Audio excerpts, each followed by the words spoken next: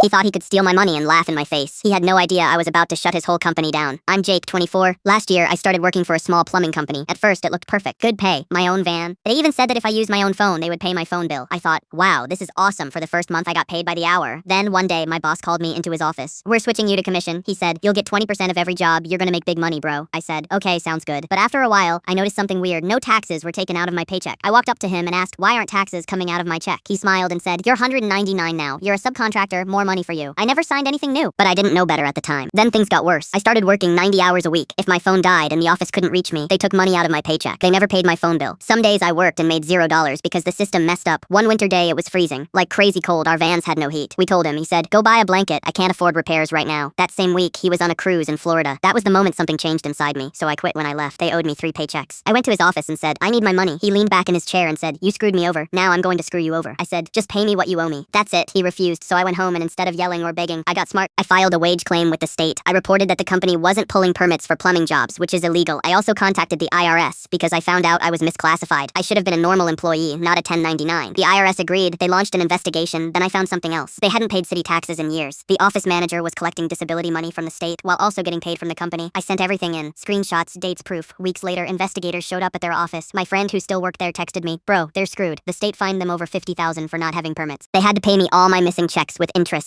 The IRS made them pay my taxes. They audited the company. Fines stacked up. Their vans started breaking down. Bills piled up. The company shut down one day. My old boss called me. Why did you do this? He asked. I stayed calm. You screwed me over. I said, so I screwed you over, and then I hung up. Today, I work for a better company. I know my rights now, and I'll never let anyone treat me like that again. He thought I was just a dumb worker, but I was patient, and patience hit harder than any punch.